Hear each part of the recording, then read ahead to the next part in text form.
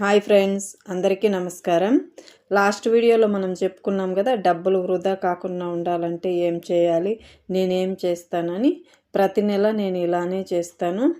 చూడండి, ఈరోజు 1వ తారీఖు కదా, శాలరీ వచ్చింది. నా శాలరీలో నుంచి ఫస్ట్ నేను 1000 రూపాయలు డ్రా చేసుకొని వచ్చి ఈడ అమ్మవారి ముందు పెట్టి అమ్మవారికి కృతజ్ఞత చెప్పుకున్నాను.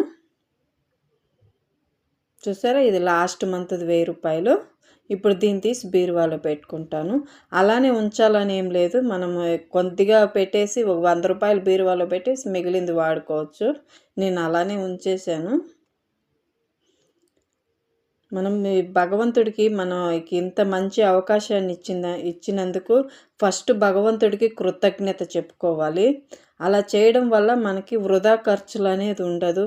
ఒకసారి ఆలోచించండి, మనకు తెలియకుండానే మనకి ఎంత వృధా ఖర్చులు అవుతూ ఉంటాయో. అందుకని చెప్తున్నాను. Thank you.